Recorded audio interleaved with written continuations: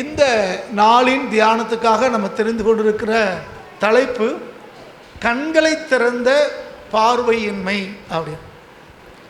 கண்களை திறந்த பார்வையின்மை, கண் தெரியாத ஒருத்தருடைய அந்த தன்மை அநேகருடைய கண்களை திறப்பதற்கு காரணமாக இருந்தது. அதுதான் இன்றைக்கி நம்ம தியானிக்க போகிற ஒரு காரியம். நம்ம எல்லாருக்கும் தெரிந்த ஒரு வேத பகுதி எடுத்தவங்க வாசிக்கலாம். பரிசுத்த யோவான் எழுதின நற்செய்தி நூல் 9ஆம் அதிகாரம் 2 - 4 வசனங்கள் வரை.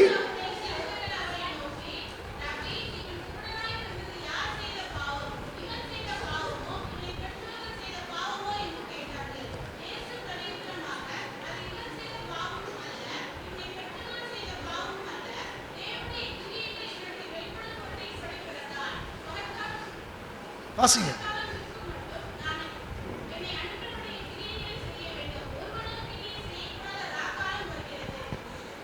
நம்முடைய ஆண்டவராய் இயேசு கிறிஸ்து இந்த பூமியிலே மனுஷராய் வாழ்ந்தபோது தாம் தான் கிறிஸ்து என்பதை பல அடையாளங்களாலும் அற்புதங்களாலும் தம்முடைய போதனையாலும் அவர் உறுதிப்படுத்தி கொண்டே வந்தார். இஸ்ரவேல் ஜனங்கள் அதுக்கு எதிராய் கிரியை செய்தார்கள். இவரை மேசியாவாக கிறிஸ்துவாக அங்கீகரிக்காதபடிக்கு ஆண்டவருக்கு விரோதமாய் பல காரியங்களை செய்து நெருக்கடிகளை கொடுத்து கொண்டிருந்தார்கள். அந்த காலகட்டத்தில் தான் இந்த 9ஆம் அதிகாரம் நடக்கிறது. இப்போ ஒரு எதிர்ப்புகளின் மத்தியிலே, கேள்வியின் மத்தியிலே ஆண்டவர் பயணம் செய்யும்போது வழியிலே ஒரு கண் பார்வை தெரியாத ஒரு சகோதரர் அங்கே இருக்கிறார். அவரை காண்பித்து மற்றவர்கள் ஒரு கேள்வி எழுப்புகிறார்கள்.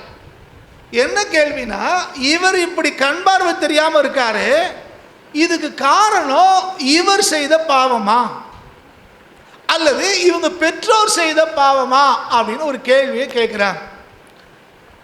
இது நம்ம ஊர்களில் வழக்கமாய் நிறைய பேர் சொல்கிற ஒரு வார்த்தை. நாம் மறுபிறவியை நம்ம நம்புகிறதில்லை, முற்பிறவியை நம்ம நம்புகிறதில்லை. ஆண்டவராகிய இயேசு கிறிஸ்துவினாலே ஆவியினாலே மறுபடியும் பிறக்கிறோம்.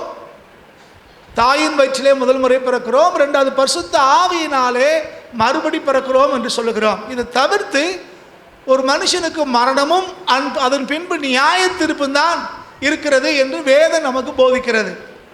7 பிறவியெல்லாம் நம்ம நம்புகிறது இல்லை.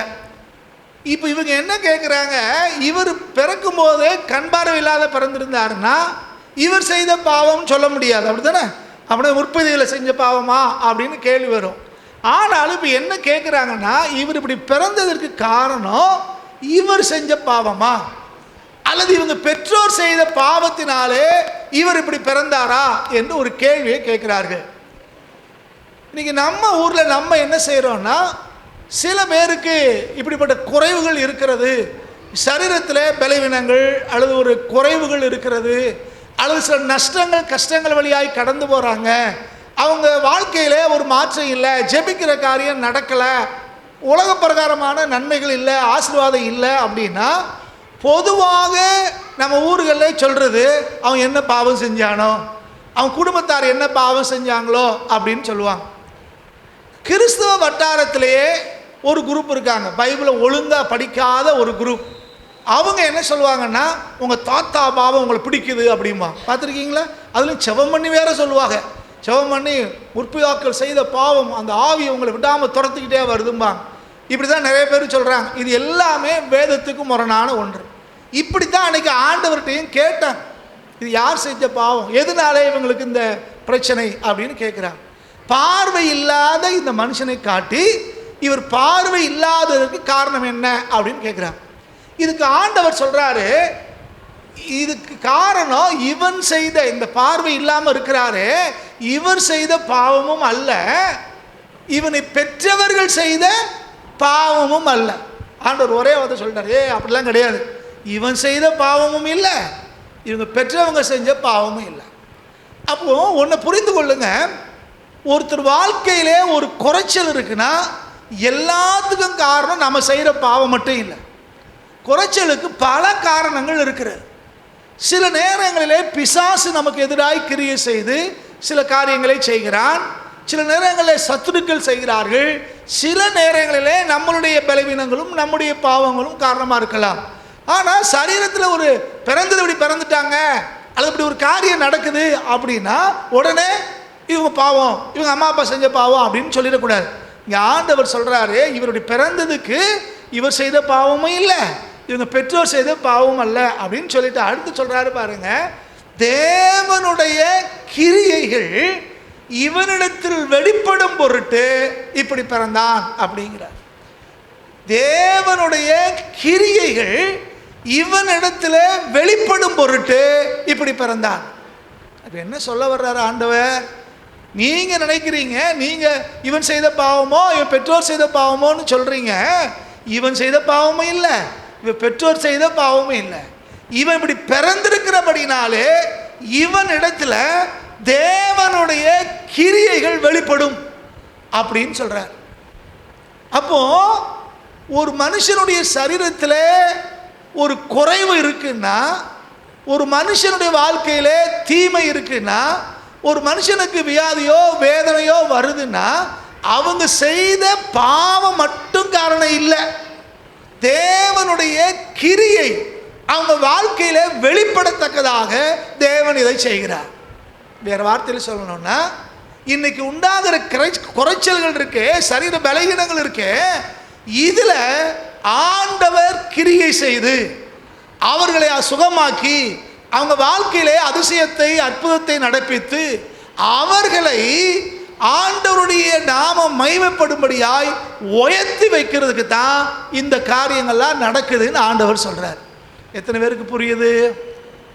இப்போ ஒரு சரீரத்தில் பார்வை இல்லாத மனுஷன், இதே மாதிரி பல விதமான குறைவுகள் நமக்கு இருக்கலாம், வியாதிகள் இருக்கலாம், வேதனைகள் நடக்கலாம், சில ஆபத்துக்கள் வரலாம், சில விபத்துக்கள் நடக்கலாம், சில இழப்புகள் வரலாம், சில கஷ்டங்களும் நஷ்டங்களும் வரலாம்.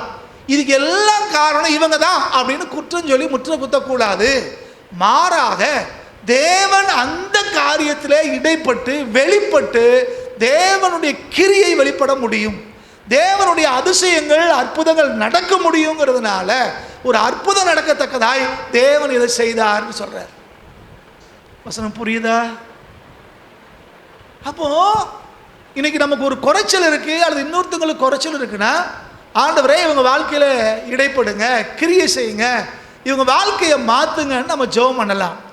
நமக்கு இருக்குமானால் நம்ம நமக்காக ஜெபம் பண்ணலாம், அடுத்தவங்க இருக்குன்னா அவங்களுக்காக நாம ஜெபம் பண்ணலாம்.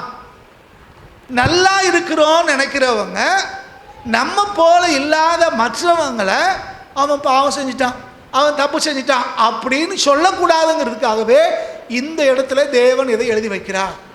அப்போ இதுவரைக்கும் இவங்களுக்கு ஒரு பார்வை இருந்துச்சு. என்ன பார்வை இருந்துச்சுன்னா, ஒருத்தருக்கு சரீர குறைவு, ஒருத்தருக்கு வியாதி, ஒருத்தருக்கு ஆபத்து, ஒருத்தருக்கு பிரச்சனை, ஒருத்தருக்கு நஷ்டம் அப்படின்னு சொன்னால் அது அவங்க பாவம், அவங்க பெற்றோர் செய்த பாவம் அப்படின்னு நமக்கு ஒரு பார்வை இருந்துச்சு.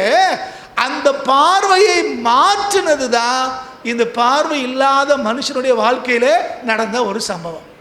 அப்போ இந்த பார்வை இல்லாத இவரால் தவறான பார்வை கொண்டிருந்த நமக்கு தேவன் ஒரு புதிய பார்வையை கொடுத்திருக்கிறார். இது ஆண்டவர் கிரியை செய்து அற்புதங்கள் அடையாளங்கள் நடக்கிறதுனாலே தேவனுடைய நாமம் மகிமைப்படும் அப்படிங்கிறதுக்கு சொல்றார். இன்னொரு சம்பவத்தை நம்ம பார்த்தோம்னா அங்கே கொஞ்சம் வித்தியாசமாக இருக்குது.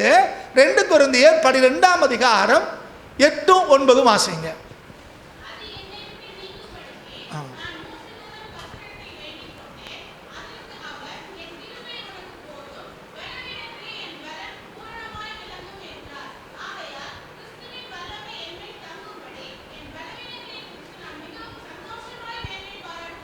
இது பவுலடியாருடைய வாழ்க்கை அனுபவம். அவர் சொல்றாரு, நான் மேன்மை பாராட்டாதபடிக்கு அப்படிங்கிறார். நான் சந்தோஷமா உயர்வாய் பெருமையாய் நான் நடக்காதபடிக்கு என் சரீரத்தில் ஒரு முள் கொடுக்கப்பட்டிருக்கிறதுங்கிறார். அது என்ன நமக்கு தெளிவாக தெரியாது, ஆளாளுக்கு ஒன்று சொல்லிக்கிட்டு இருக்கோம், அதெல்லாம் வேற பக்கம். சரி, அவருக்கு ஏதோ ஒரு குறைவு அவருக்கு இருக்கிறது. இந்த குறைவை குறித்து அவர் 6வது வசனத்தில் 8வது வசனத்தில் வாசிக்கிறோம். அது என்னை விட்டு நீங்கும்படி, நான் உயர்த்தப்படாதபடிக்கு எனக்கு தடையா இருக்குது, இந்த முள் என்னை விட்டு நீங்கும்படிக்கு நான் 3 தரம் கர்த்தரிடத்தில் வேண்டிக் கொண்டேன் அப்படிங்கிறது. சொல்றது யாரு? பவுல். அற்புதங்களை அடையாளங்களை செய்கிறவர். நிழல் பட்டாலே சுகமாகும். இல்லை, வல்லமையான தேவனுடைய மனுஷன். புதிய ஏற்பாட்டிலே ஆண்டவருக்கு பிறகு மகிமையான ஊழியத்தை செய்த ஒருத்தர். இவர் சொல்றாரு, என் சரீரத்தில் இருக்கிற இந்த முள் நீங்கும்படி 3 தடவை ஜெபம் பண்ணேங்கிறார். எதுக்கு இந்த முள் நீங்கணும்ட்டு? அங்கே கண் பார்வை இல்லாத சகோதரத்தில் பேசும்போது அங்க ஆண்டவர் சொல்றார், தேவனுடைய கிரியை வெளிப்படும்படிக்கு இப்படி பிறந்தேங்கிறார். தேவன் அவனை சுகமாக்குவார், அதனாலே தேவநாமம் மகிமைப்படும். இங்க பவுலடியார் சொல்றாரு, என் வாழ்க்கையில் இருக்கிற இந்த வியாதி நீங்கிறதுக்காக 3 முறை ஜெபம் பண்ணேன். ஆனா கர்த்தர் என்ன சொன்னாரா? அதற்கு அவர், என் கிருபை உனக்கு போதும், பலவீனத்திலே என் பலன் பூரணமாய் விளங்கும் என்றார். ஆண்டவர் என்ன சொன்னாரா? இந்த பலவீனத்தை உடனே மாற்றி போடுறேன்னு சொல்லலையா? அந்த முள்ளை அப்படியா நீ 3 தடவை ஜெபம் பண்ணிட்ட, மகா பெரிய ஊழியக்காரன், அந்த முள்ளை எடுத்து போடுறேன்னு சொல்லலையா? பதிலாக கர்த்தர் சொன்னாரா, உனக்கு இந்த முள் இருக்கலாம், ஆனாலும் அந்த பலவீனத்திலே என் பலன் உனக்கு பூர்ணமாக விளங்கும், என் கிருபை உனக்கு போதும், என் கிருபை உன் கூட இருந்துச்சுன்னா அது நீ சாதிச்சிருவ அப்படின்னு சொல்லி அவரை ஆண்டவர் உற்சாகப்படுத்தினாரா. சில நேரங்களில் நம்ம சில காரியத்துக்காக ஜெபம் பண்ணுறோம், ஆண்டவரே அவங்களுக்கு சுகமாக்குனீர், இவங்களுக்கு சுகமாக்குனீர், அவங்களுக்கு அதை செஞ்சீங்க இதை செஞ்சீங்க, எனக்கு ஏன் ஆண்டவரே செய்யலை, ஏன் வாழ்க்கையிலே ஏன் இந்த வியாதி போகலை, அல்லது ஏன் வாழ்க்கையிலே ஏன் இந்த கஷ்டம் போகல, ஏன் வாழ்க்கையிலே ஏன் இந்த நஷ்டம் மாறலை, ஏன் வாழ்க்கையிலே எதுக்கு மாற்றம் இல்லை என்று நம்ம கேள்விகளை கேட்குறோம். ஆனால் ஆண்டவர் சொல்கிறாரு, ஏன் கிருபை உனக்கு போதும். நீ எவ்வளவு கஷ்டம் எவ்வளவு நஷ்டத்தில் இருந்தாலும், எவ்வளவு வியாதியில் எவ்வளவு வேதனையில் இருந்தாலும் ஏன் கிருபை உனக்கு போதும். உன் பலவீனத்தில் என்னுடைய பலன் விளங்கும். நீ எவ்வளவு பலவீனமாக இருக்கையோ அதை ஈக்குவல் பண்ணுறதுக்காக என் பலனை உனக்கு தர்றேங்கிறார்.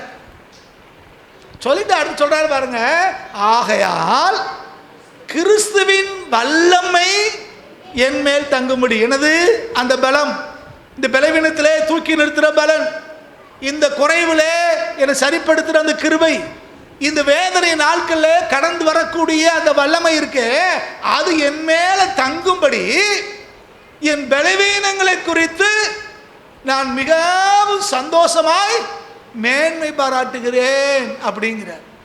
இந்த இடத்துல பார்த்தோம்னா அவர் கண் பார்வை தெரியாதவர் வச்சுக்கோங்களேன், அவர் கண் பார்வை தெரியும், எக்ஸாம்பிளுக்காக சொல்கிறேன்.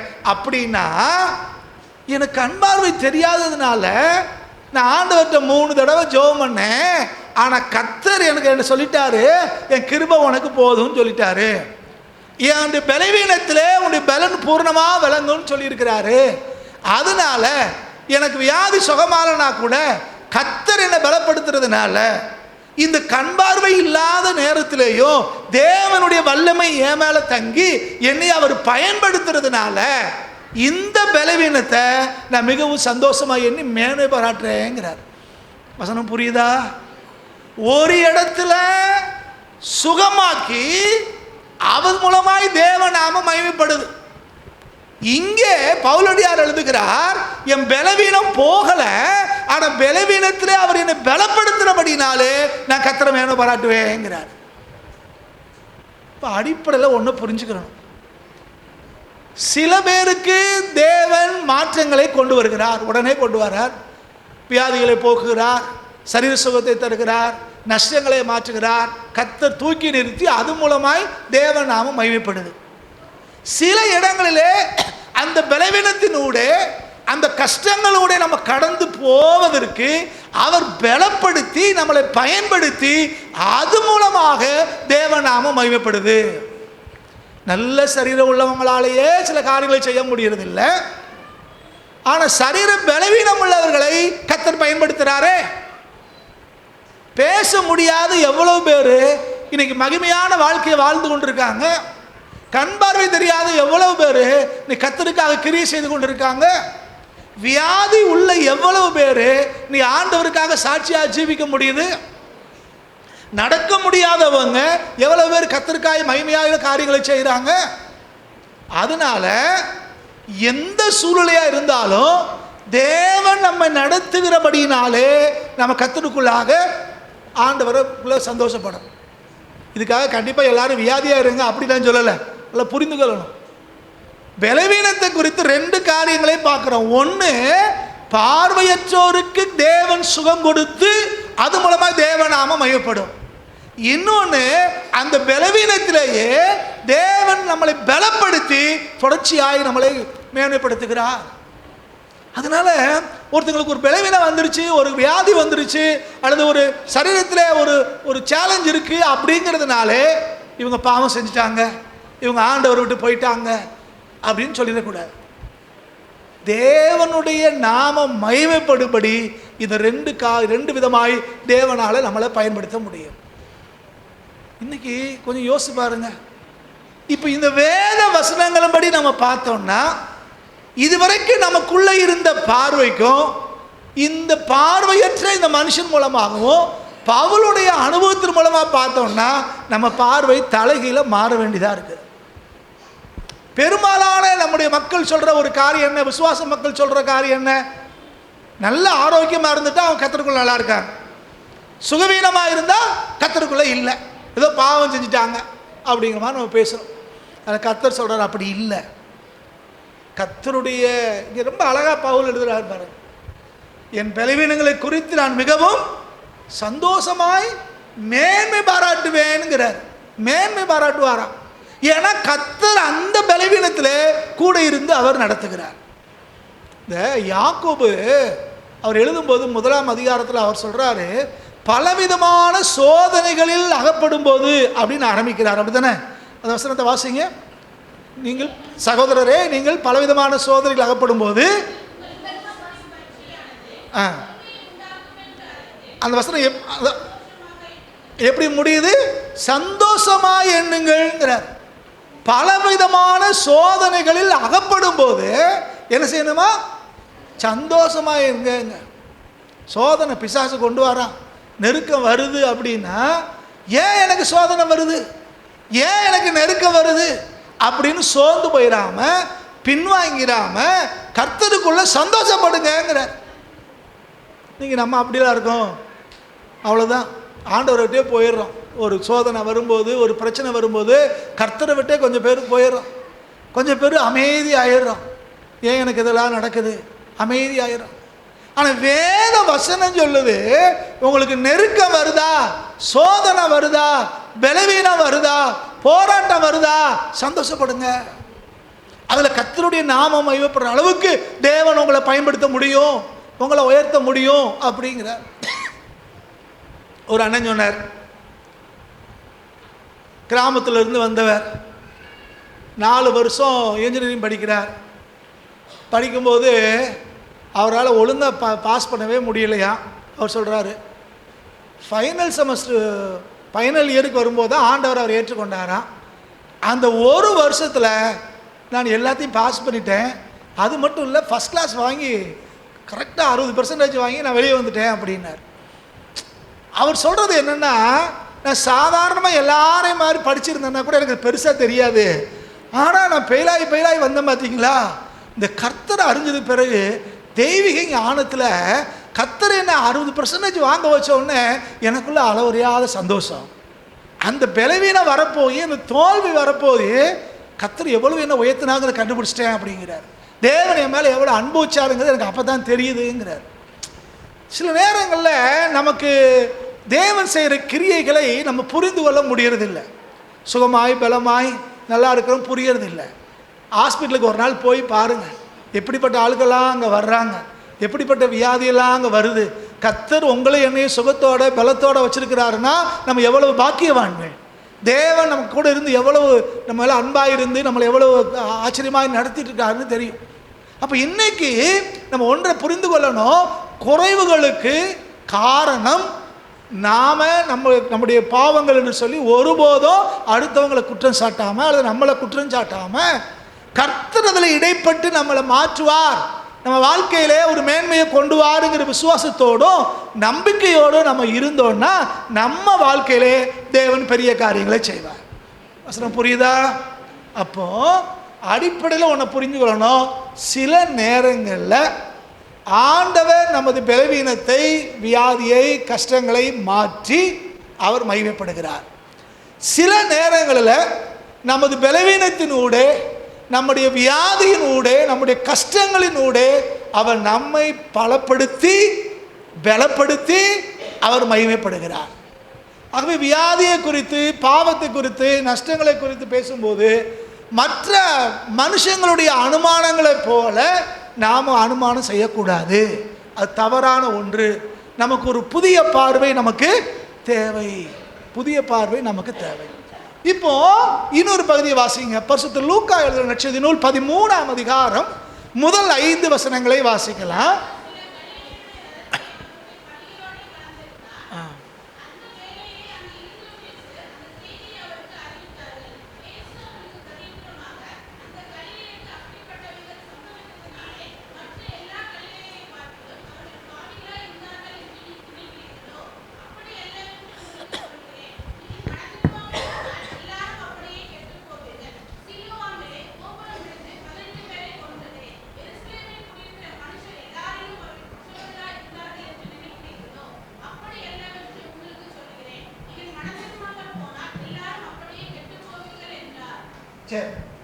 இந்த வேத பகுதி நம்ம கவனிச்சோம் அப்படின்னா, இது எப்போ நடந்துச்சு?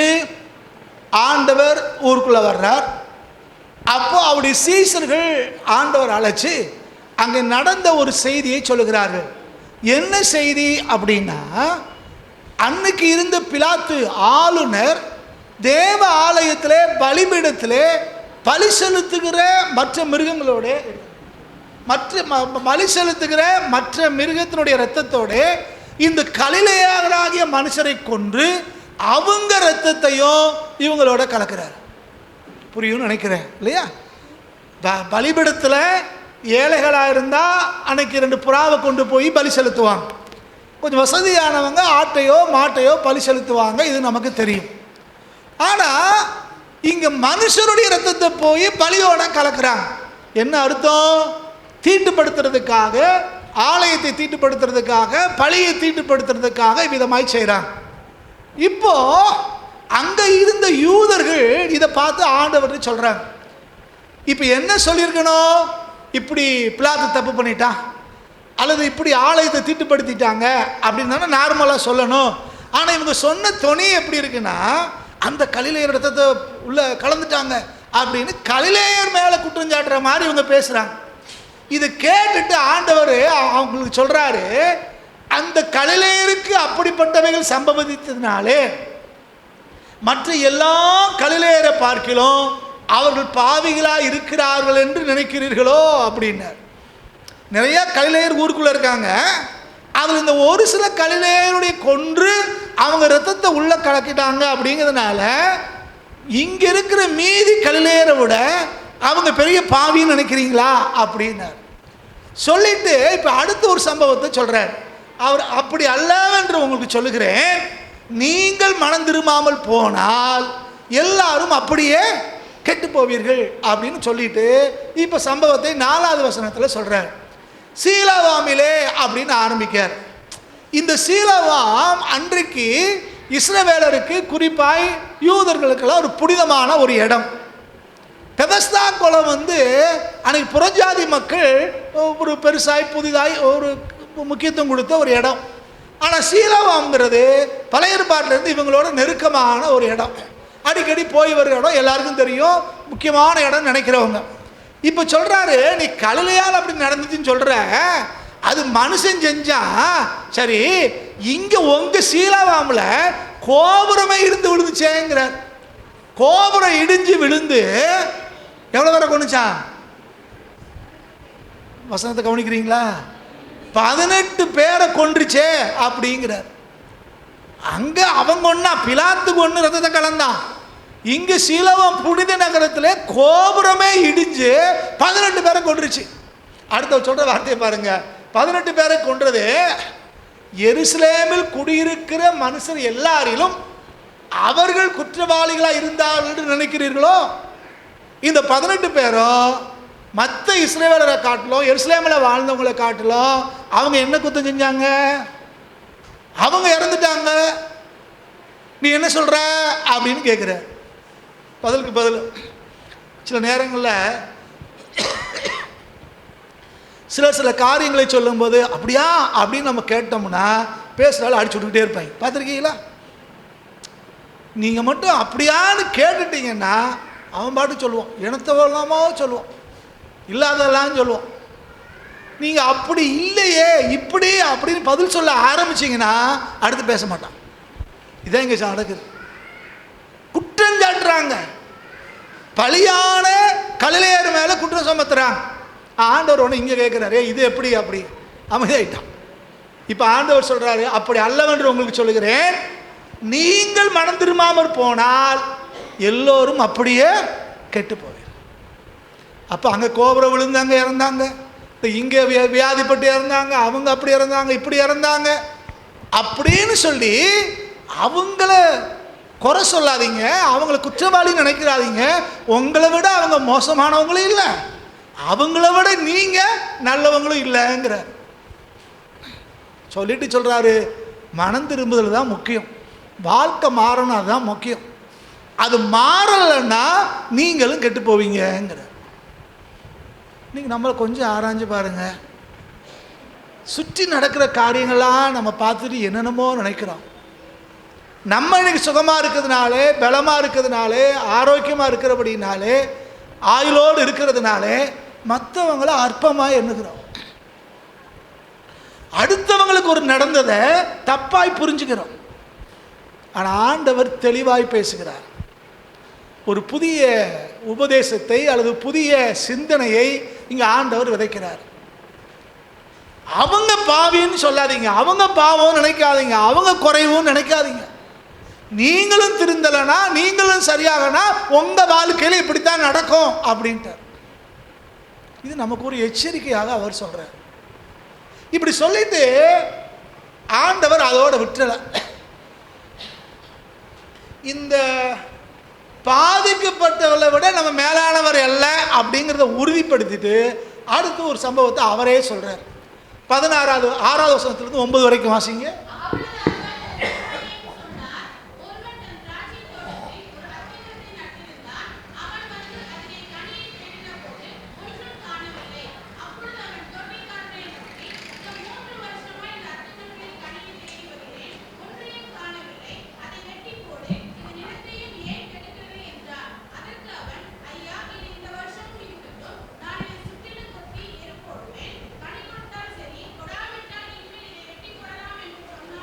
இப்போ ஆண்டவர் சொன்ன ஓமை என்ன அப்படின்னா, ஒரு தோட்டக்காரர், விவசாயம் செய்கிற ஒருத்தர் இருக்கார். அவருக்கு ஒரு திராட்சை தோட்டம் இருக்குது. திராட்சை தோட்டம் பார்த்துருப்பீங்களே, நிறையா நம்ம ஊர்களில் திராட்சை தோட்டம் இல்லை, தேனி மாவட்டத்தில் நிறையா உண்டு, திண்டுக்கல் மாவட்டத்தில் நிறையா இருக்கிறது, நம்ம பகுதியில் அதிகம் இருக்குது. இந்த திராட்சை நட்டணுன்னா முதல்ல அந்த இருக்கிற இடத்த சுற்றி காம்பவுண்டு போடுறாங்க, பென்ஸ் போடுறாங்க. வெளியே இருந்து ஆடு மாடோ எதுவும் உள்ளே வர முடியாது, பாதுகாப்பாக ஏற்படுத்துகிறாங்க. உள்ளே உழுது நிலத்தை சரி பண்ணுறாங்க. அப்புறம் அந்த கொடி படர்வதற்காக தூண்களை நட்டி மேலே வலை மாதிரி மேலே போடுறாங்க. அப்புறம் அந்த திராட்சை கொடியை நட்டி அதுக்கு தண்ணீர் ஊற்றி அதை பராமரித்து வளர வைக்கிறாங்க. உரம் போடுறாங்க, களை எடுக்கிறாங்க, அப்பப்போ கட் பண்ணி விடுறாங்க, பூச்சி மருந்து அடிக்காங்க. இவ்வளவு பாதுகாப்பாக அந்த திராட்சை செடி வளரும். அதுக்கான தேவைகள்லாம் சந்திக்கிறது தோட்டக்காரர். ஆனால் அத்தி மரங்கிறது அப்படி இல்லை. அத்தி ஓடைகளில் கிடக்கும், அதுவாக முளைச்சி அதுவாக வளரும். நட்டி வச்செல்லாம் யாரும் அதுக்கு தண்ணி ஊற்றி உரம் ஓட்டு நடத்துறது இல்லை.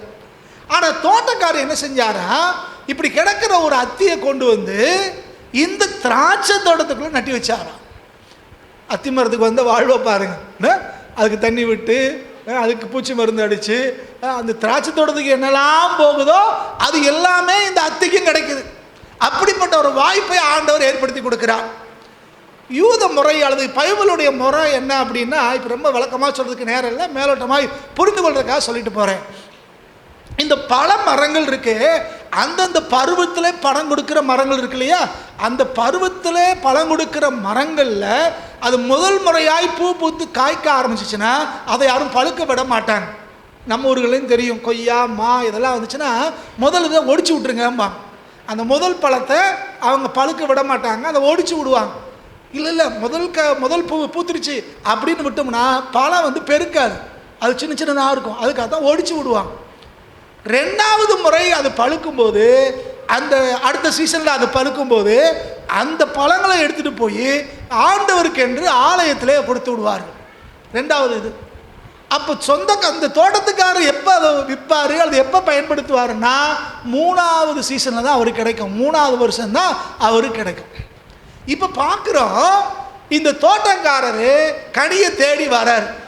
அப்போ மற்ற மரங்களெல்லாம் காய்ச்சி 3 வருஷம் ஆனதுக்கு பிறகு தான் இங்கே வர்றார். இங்கே வந்து பார்த்தா கனியே இல்லை. எதில் கனி இல்லை? அத்தி மரத்தில் கனி இல்லை. தகுதி இல்லாத ஒரு மரத்தை கொண்டு வந்து திராட்சை தோட்டத்துக்குள்ள நட்டி வச்சு திராட்சைக்கு கொடுக்குற எல்லா நன்மைகளையும் உதவியும் கொடுத்து இதை பராமரிச்சுட்டு வந்தால் மற்ற மரமெல்லாம் கனி கொடுக்குற அந்த காலகட்டத்தில் 3 வருஷம் ஆகி இங்கே கனி இல்லை. அதனால் அவர் டென்ஷன் ஆகி அவர் சொல்கிறாரு, இது எதுக்கு நிலத்தை கெடுத்துக்கிட்டு இருக்கு, இதை வெட்டி போட்டுருவோங்கிறார்.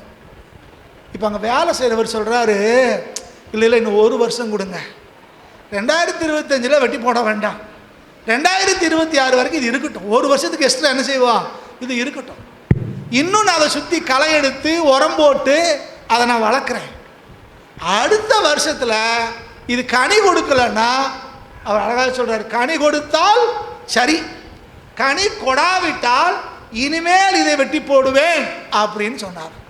1 வருஷம் எக்ஸ்ட்ரா கொடுக்கார். இப்போ நம்மளை கொஞ்சம் ஆராய்ஞ்சு பாருங்கள். ஆண்டவர் வந்தது இஸ்ரவேலிலே சொந்த ஜனங்களுக்காக வந்தார். அவங்க ஆண்டவரை ஒதுக்குனதுனால காட்டத்தி மரமாக இருக்கிற நமக்கு, காட்டு ஒளிவ மரமாக இருக்கிற நமக்கு இந்த வாய்ப்பு கிடச்சிச்சு. நாம் இன்னைக்கு ஆண்டவருடைய பிள்ளைகளாய் மாறி ஆண்டவரை பின்பற்றி சந்தோஷமாக இருக்கோம். ஆனால் கர்த்தர் எதிர்பார்க்குற கனி, கர்த்தர் எதிர்பார்க்குற வாழ்க்கை நம்ம வாழ்க்கையில் இல்லை அப்படின்னா அப்போ நமக்கு என்னது தான் பார்ப்போம், 1 வருஷம் பார்ப்போம், கனி கொடுத்தால் சரி, கனி கொடாவிட்டால் முடிஞ்சு போச்சு. ஆண்டவர் எச்சரிக்கிறார், கொஞ்சம் கவனம். சில நேரங்களில் நான் யோசித்து பார்ப்பேன், நம்ம ஊர்களில் கோமணம் கட்டிக்கிட்டு மாடு மேய்ச்சிக்கிட்டு திரிஞ்சவங்கள, உழுதுகிட்டு திரிஞ்சவங்கள, மீன் பிடிச்சிக்கிட்டு திரிஞ்சவங்கள, எழுத படிக்க தெரியாத குடும்பத்தில் இருந்தவங்கெல்லாம் கர்த்தர் நம்மை தெரிந்து கொண்டு அவருடைய சொந்த பிள்ளைகளாய் மாற்றி யூதனை போல வெள்ளைக்காரனை போல நம்ம ட்ரெஸ் போட வச்சு பேச வச்சு நம்மளை இது வரைக்கும் நடத்திட்டு இருக்கார். எதுக்கு? நம்மளிடத்துல ஒரு கனிக்காகத்தான் அவர் இதெல்லாம் செய்கிறார். ஆனால் நம்ம பிரயோஜனம் இல்லாமல் தேவன் எதற்காய் காட்டுக்குள்ளே கடந்து நம்மளை கொண்டு வந்து திராட்சை தோட்டத்தில் வச்சாருங்கிற அறிவு கூட நமக்கு இல்லாமல், சிந்தனை இல்லாமல் நாம் நம்ம இஷ்டப்படி வாழ்ந்து கொண்டு இருந்தோமே ஆனால் நமக்கும் இதே தான். இதை எப்போ சொல்கிறாரு? இந்த அவங்க செத்துட்டாங்க, இவங்க செத்துட்டாங்க, இவங்களுக்கு இதாச்சு, அவங்களுக்கு இதாச்சு அப்படின்னு சொல்லும்போது தான் இந்த கதையை சொல்கிறார். அப்போ எச்சரிக்கையாய் தேவன் நமக்கு சொல்கிறார், நீங்களும் மனம் திரும்பி தேவ திட்டத்தை செய்யலைன்னா, தேவ அழைப்பை நிறைவேற்றலைன்னா, இந்த கடைசி 9ஆம் வசனம் தான், கனி கொடுத்தால் சரி, கனி கொடாவிட்டால் இனிமேல் இதை வெட்டி போடலாம் என்று சொன்னான். அப்போ கிருபையாய் தேவன் நமக்கு ஆயுளை கூட்டி கொடுத்துருக்காரு. அடுத்தவங்களை குறை சொல்லாமல், அடுத்தவங்க பாவம்னு சொல்லாமல், அடுத்தவங்களுடைய தீமைன்னு சொல்லாமல், அடுத்தவங்க கர்த்தருக்குள்ள இல்லைன்னு சொல்லாமல், அடுத்தவங்க ஜெபம் பண்ணுறது இல்லைன்னு சொல்லாமல், அடுத்தவங்க ஜெபிக்கிறது இல்லை என்று அடுத்தவங்களை சொல்லாமல் நம்மளை கொஞ்சம் ஆராய்ஞ்சு பார்ப்போம். தேவன் நம்மகிட்ட எதிர்பார்க்கறது எல்லாம் அவர் விரும்புகிற வாழ்க்கை நம்மகிட்ட இருக்கா? அதுதான். இப்போ இன்னைக்கு நம்முடைய பார்வையில் ஒரு மாற்றம் தேவை. கண் பார்வை இல்லாத அந்த மனுஷன் வழியில உட்கார்ந்துருக்கும் போது கூட இருந்த சீசர்கள் சொல்றாங்க, இது இவன் செய்த பாவமா, இவன் பெற்றோர் செய்த பாவமா? ஆண்டவர் சொல்றார், இவன் செய்த பாவமும் இல்லை, இவன் பெற்றோர் செய்த பாவமும் இல்லை. நமக்கு என்ன சொல்றாரு? நீங்கள் மனம் திரும்பாமல் போனால், நீங்களும் அவங்கள போல தான் கெட்டு போவீங்க. கொஞ்சம் கவனம். கலிலேயாவில் இரத்தத்தை சிந்தின கலிலேயராக இருக்கலாம், சீலோவாமிலே கோபுரம் விழுந்து இறந்த 18 பேராக இருக்கலாம், அல்லது கண்பார்வை இல்லாத அந்த சகோதரனாக இருக்கலாம். நம்மளை விட அவங்க மோசமானவங்களாம் இல்லை. நம்ம ஜீவனோடும் பலத்தோடும் சுகத்தோடு இருக்கிறோம். ஒரு கூட்டம் இன்னைக்கு சாப்பிட வழி இல்லாமல் பிச்சை எடுத்துகிட்டு இருக்காங்க. உடுத்துவதற்கு வஸ்திரம் இல்லாமல் இந்த குளிர் நேரத்தில் கூட சாக்குகளை மூடிக்கிடுத்துறாங்க. இந்த மழை காலத்தில் தங்குறதுக்கு வீடுகள் இல்லாமல் ரயில்வே பிளாட்ஃபார்ம்லையும் பஸ் ஸ்டாண்ட்லையும் பொது இடங்கள்லையும் கடை மூடினா பிறகு படுப்போன்னு காத்து கிடக்காங்க. ஆனால் கர்த்தர் உங்களுக்கு எனக்கும் காட்டு அத்திமரமாக இருந்த நம்மளை கொண்டு வந்து திராட்சை தோட்டத்தில் வச்சு அந்த திராட்சை செடி கிடைக்கிற அத்தனை நன்மைகளையும் நமக்கு கொடுத்து இதுவரைக்கும் வாழ வச்சிருக்காரு. நமக்கு எவ்விதத்திலும் தகுதியானவங்க இல்லை, எவ்விதத்திலும் பாத்திரவான்கள் அல்ல. கிறிஸ்து கிருபையாய் நமக்கு இதை செய்திருக்கிறார். அப்படின்னா நம்ம இன்னைக்கு எப்படி இருக்கணும்னு யோசித்து பாரு. ஆனால் நமக்கு கர்த்தர் எதிர்பார்க்குற வாழ்க்கை வாழாமல், இந்த மேன்மையான வாழ்வு கொடுத்த தேவனை நமக்கு நன்றி செலுத்தாமல் நம்ம மனமோன போக்கிலே வாழ்ந்து கொண்டிருக்கிறோம். இது ஒரு எச்சரிக்கையாய் தேவன் நமக்கு சொல்கிறார். நமது ஆயுள் நீடிக்கப்பட்டிருக்குன்னா, சுகபலத்தோடு இருக்கிறோன்னா கனி கொடுப்பதற்காகத்தான் கர்த்தர் நம்மளை வச்சிருக்கிறார். கனி கொடுத்தல்னா என்னது? ஆவிக்குரிய கனிகள் அப்படின்னு வேதத்தில் வாசிக்கிறோம். நம்ம வாழ்க்கை மூலமாய் கிறிஸ்துவை வெளிப்படுத்தி காட்டுவது தான் கனி கொடுத்தல் அப்படிங்கிறது. பொறுமையா, நிதானமா, அன்பா, விசுவாசமா, ஒரு பெரிய லிஸ்ட் போடுறார். ஆண்டவர் எதிர்பார்க்கிற காரியம் நம்ம வாழ்க்கையில் இருக்கணும். வேத வசனத்தின்படி வாழ்ந்து ஆண்டவருக்கு பேரும் புகழும் மகிமை உண்டாகத்தக்கதாய் சாட்சியாக நம்ம ஜீவனம் பண்ணி நம்ம வாழ்க்கை மூலமாக ஒரு சிலரையாவது கர்த்தரண்டை நடத்தணும்னா கனி கொடுக்குற வாழ்க்கை வாழ்கிறோன்னு அர்த்தம். அப்படி இல்லைன்னா இந்த அத்தி மரத்தை மாதிரி திராட்சைக்கு கொடுக்குற எல்லாத்தையும் நம்ம வாங்கி சாப்பிட்டுட்டு நம்ம பிரயோஜனம் இல்லாதவங்களாக இருக்கிறோன்னு அர்த்தம். கொஞ்சம் யோசித்து பார்ப்போம். தேவன் பட்சபாதம் இல்லாத கர்த்தர். எல்லாரையும் வாழ்விக்க விரும்புகிறார், எல்லாரையும் உயர்த்த விரும்புகிறார், எல்லாரையும் மேன்மைப்படுத்த விரும்புகிறார். நாம் அதுக்கு தகுதியானவங்களாக இருக்கோமா? கொஞ்சம் நம்ம சிந்தனைகள் மாறணும், நம்முடைய பார்வைகள் மாறணும்.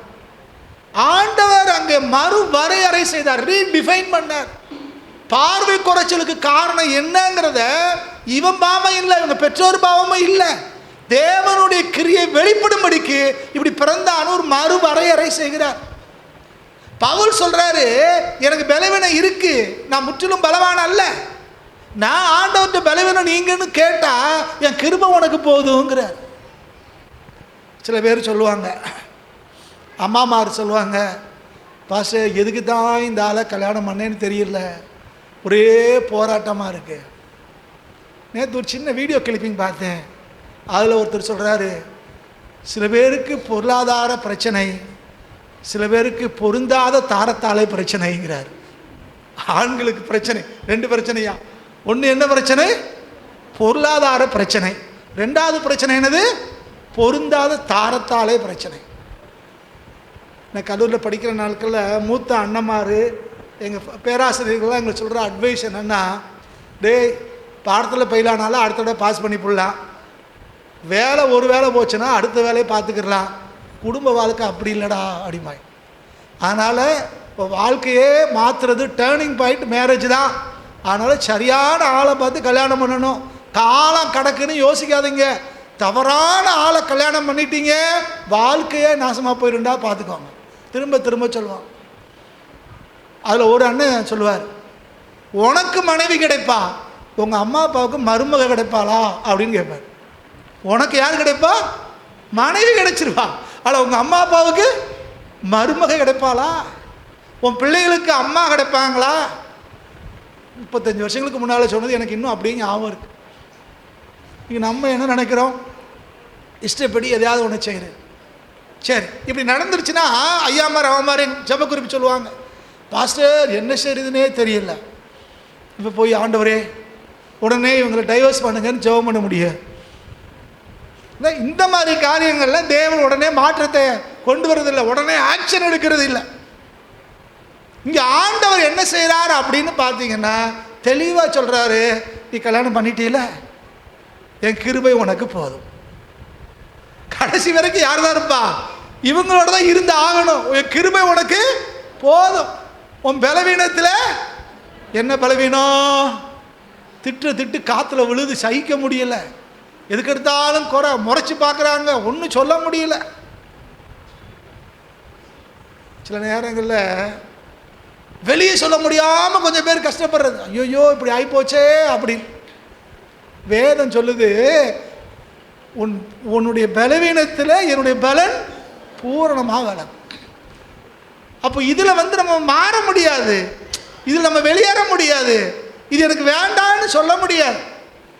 சில காரியங்களை கர்த்தர் உடனே மாற்றி கொடுக்கிறார், சில காரியங்களை மாற்றதில்லை. நான் பலன் தானே, நான் உன் கூட இருக்கேன், இதில் தான்ப்பா நீ வாழ்ந்து காட்டணுங்கிறார். அப்போது இந்த யோசித்து பார்க்கணும். இது வரைக்கும் நம்ம யோசித்ததுக்கும் நம்முடைய அனுமானங்களுக்கும் மற்றவங்க நமக்கு சொன்ன ஆலோசனைகளுக்கும் வேதம் சொல்கிற ஆலோசனைக்கு எவ்வளோ வித்தியாசம் இருக்குன்னு பாருங்கள். அப்போ நம்முடைய பார்வையில் ஒரு மாற்றம் தேவை, நம்முடைய சிந்தனையிலே ஒரு மாற்றம் நமக்கு தேவை. சரி, இப்போது கடைசியாக ஒரு வசனத்தை அதுக்கு முன்னால் ஒரு 2 பேருடைய கொட்டேஷனை சொல்ல ஒரு முறை. ஒரு 2 தேவ மனுஷர்கள் சொன்னது. ஒன்று, ஒரு இறையியல் வல்லுனர் ஜிஎஸ் லூயிஸ் அப்படின்னு நல்ல ஒரு எழுத்தாளர்.